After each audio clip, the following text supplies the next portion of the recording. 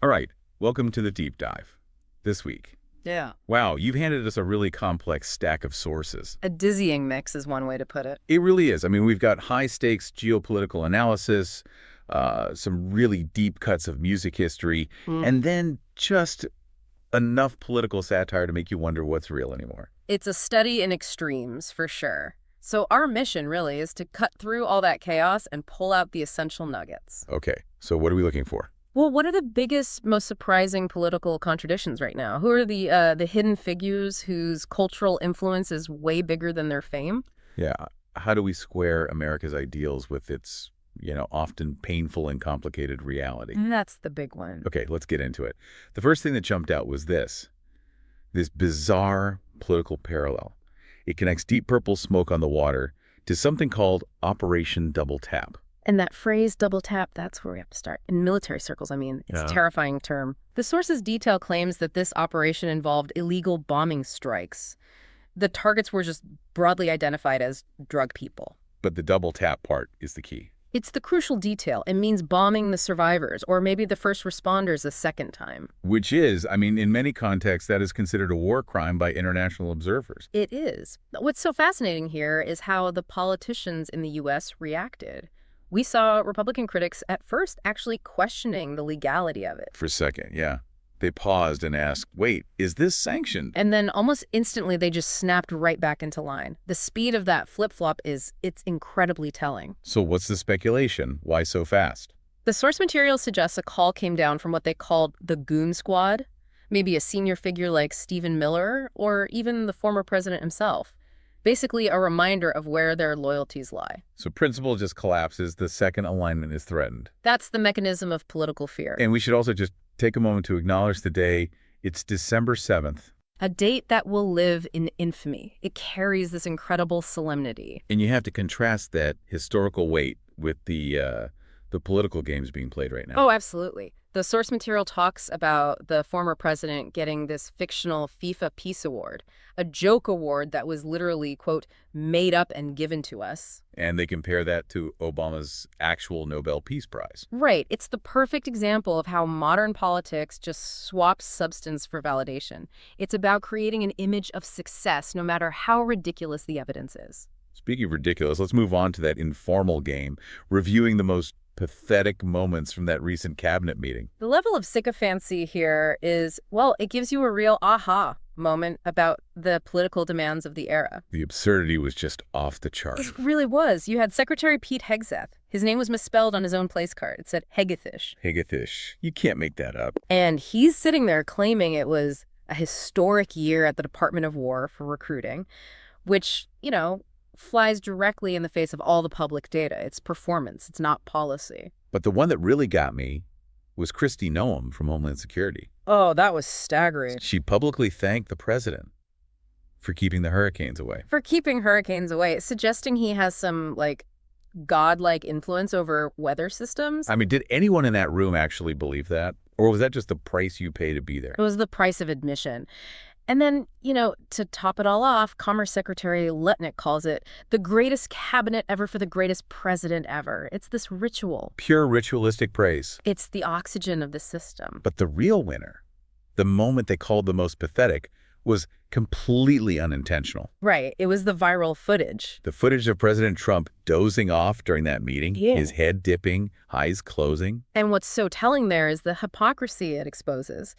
His allies are constantly pushing that Sleepy Joe attack line against his opponent. Constantly. But the source makes a really crucial distinction here. When Joe Biden's age became a real public issue, he chose not to run again. He basically acknowledged the discussion and stepped aside. Okay, so the contrast is pretty stark. It's incredibly stark. One leader steps down when his competence is questioned. The other one demands total denial from everyone, even when he's caught on video asleep on the job. And that denial, that mechanism, it seems to drive everything. So let's move from the cabinet room to the global stage. We see that same kind of aggressive action in the headlines about Operation Southern Spear. Yeah, this is the U.S. military's escalating campaign against drug traffickers in the Eastern Pacific. The numbers are pretty high. They are. The sources say 87 deaths in 23 strikes. It's intense. But the really important thing for you to see is the geopolitical risk. Because the president suggested expanding it. Where? Into Venezuela, to target cartel sites inside Venezuela. Okay, and the second you suggest unilateral military action inside a sovereign nation, no matter the reason. The implications just explode. It turns a counter-narcotics operation into a potential international flashpoint. It raises the question of whether they're willing to risk global stability for a domestic policy win. That's exactly. At the same time, the power struggle is also happening in the courtrooms over these congressional maps. Right. The Supreme Court let Texas use these new maps that heavily favor Republicans. It could net them, 5 seats? 5 seats, yeah. But it's not a one-sided thing. Not at all. The Justice Department also sued California over maps that critics say unfairly help the Democrats. So when both sides are so aggressively gaming the system to draw lines for their own benefit, it erodes public trust in the whole democratic process. It makes elections feel predetermined. And for a perfect summary of that political contradiction, you just have to look at the story of the pardoned drug trafficker. Former Honduras President Juan Orlando Hernandez. He was released after a Trump pardon, even though he was facing these incredibly serious charges. Assisting drug traffickers, paving what the sources called the cocaine superhighway. The dissonance is just glaring. So, declare a global war on drugs with one hand. And with the other, pardon one of the war's most important facilitators. It's political expediency overstated policy. Every time. Okay, let's shift to some of the weirder snapshots, domestic and international. We finally got some closure on the pipe bomb mystery. We did. The FBI arrested Brian Cole Jr. in connection with the bombs placed near the RNC and DNC headquarters the night before January 6th. An important resolution. And on a completely different note, we have to talk about Slovakia. Oh, this is a great one. They passed a new law. Limiting the speed of bicycles, scooters, and skateboards to 3.7 miles per hour. Which is... that's barely a walking pace. I mean, critics pointed out that it's actually hard to stay balanced going that slow. It's a perfect example of regulation that is totally disconnected from how people actually behave. Speaking of reality, we had a key political bellwether, a special election in Tennessee. Right, the Republican won 54%. But the win wasn't the real story. The takeaway was how well the Democrat did, especially since the candidate reportedly disliked both Nashville and country music. In the district they were trying to win. Exactly. Right. And they only lost by 8 points in an area Trump won by 22. So that suggests there's a volatility there. The Republican grip might be loosening. It shows that local politics might be starting to decouple from that strict national loyalty. It's a fascinating insight. Okay, that is a powerful idea. Let's pivot completely now. Let's do a deep dive into culture, and specifically these hidden figures whose influence is just so much bigger than their fame. We have to start with the late Steve Cropper. We have to. I was genuinely shocked by the details in the source material about his impact. He was the architect of Memphis Soul, a guitarist, a songwriter, a producer. We all know the songs, but so few of us know his name. His credits are just foundational to American music. He wrote Green Onions for Booker T and the MGs. He wrote Soul Man for Sam and Dave. He co-wrote Sitting on the Dock of the Bay with Otis Redding. And In the Midnight Hour with Wilson Pickett. He was the sonic blueprint for an entire genre. The thing that really crystallized it for me was that he's the guy playing the guitar in Soul Man, and they literally yell out his name in the song. Play it, Steve. But his focus was always on the craft, on creating that foundation, not on the spotlight, even though he was in the Blues Brothers movie. That focus on creation over celebrity. It leads us right to another one of these figures, Billy Preston. A pivotal and often minimized figure. The sources really highlight his role during the Beatles' chaotic Let It Be sessions. They were just fighting all the time. The dynamic was completely toxic. And they bring in Billy Preston. He's this neutral party, an incredible musician, and he had such a calming presence that the other Beatles realized they should probably get along since Billy's here. He was a non-Beatle who played keys on the album and basically saved the project. He did. But here's the crucial, painful detail the sources uncovered. While he was on that famous rooftop concert, his image was allegedly minimized. They only showed, quote, half of his fro. Why? Why would they minimize him? The sources tie it directly to the racial environment of the time. The record industry was deeply anxious about racial representation. So the presence of this incredibly important black artist was deliberately downplayed in one of the most famous moments in music history. It speaks volumes about who the gatekeepers thought was marketable and whose influence was supposed to stay hidden. That is just staggering. And it perfectly frames that difference between genuine cultural influence and managed celebrity. It does. And To quickly hit the lighter side of culture, we had that game of TV stars who tried to become singers. A quick history of celebrity crossover. David Soul from Starsky and Hutch.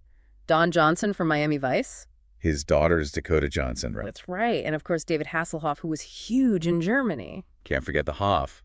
And then the modern version, Paris Hilton, Kim Kardashian, it confirms that a star is now just anyone who could leverage reality TV into a brand, whether they can sing or not. Which brings us right back around, full circle, to that fundamental tension. The gap between America's ideals and its often disappointing reality. Yeah, I was reading the documentary review about the American Revolutionary War, and the host's main takeaway was just profound cynicism. What was the cynical view? That the whole ideological fight for freedom was mostly just a cover for the colonists' desire to keep expanding onto Native American lands. Yeah.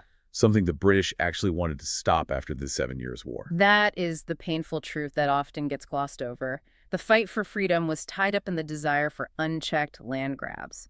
And the betrayal of those ideals just got worse after the war. How so?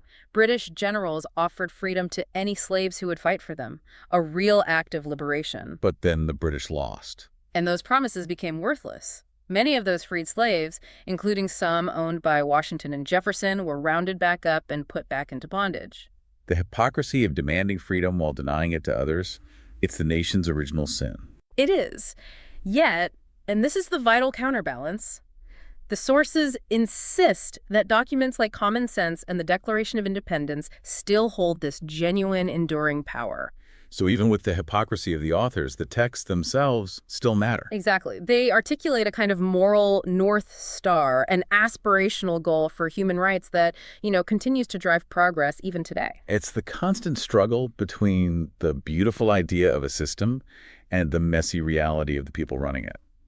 And that struggle with chaos isn't just historical or political, right? It's in our daily lives. We had that great relatable anecdote about the work trip to Boca Raton. Oh, that was perfect.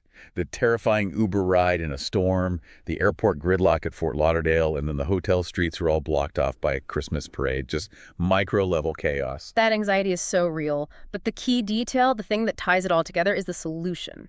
The traveler's extreme anxiety means he has to drink apple juice before every flight. Because he genuinely believes that the apple juice is the sole action preventing the plane from crashing. It's a totally irrational coping mechanism. But it's fascinating. It really is. It perfectly shows that when the big systems, political, historical, mechanical, feel totally out of our control, we cling to these little personal irrational comforts. You can't control the president, but you can control the apple juice. And so far, it's worked every time. It has. So we have certainly covered a lot of ground today. We've gone from these high-stakes claims about Operation Double Tap all the way to the subtle, decades-long influence of artists like Steve Cropper. It's been a journey. And we can't wrap up without acknowledging the culture we're in right now. We saw the news about Taylor Swift's third documentary in a year, the Eras Tour rockumentary, hitting Disney Plus this Friday. The saturation is just intense. It is. And this is the perfect thought to leave you with. Okay. We've talked about the long-term foundational impact of an artist like Steve Cropper, whose work created entire genres, but whose name is largely unknown. And we contrast that with someone like Taylor Swift, whose every move is documented relentlessly. So what's the question? What does that contrast tell you of the difference between cultural influence, actually creating the foundation for others, and cultural saturation, documenting every single moment of one career? Which one, the hidden creation or the constant documentation, is truly more powerful in shaping our culture in the long run? Something to mull on until our next deep dive.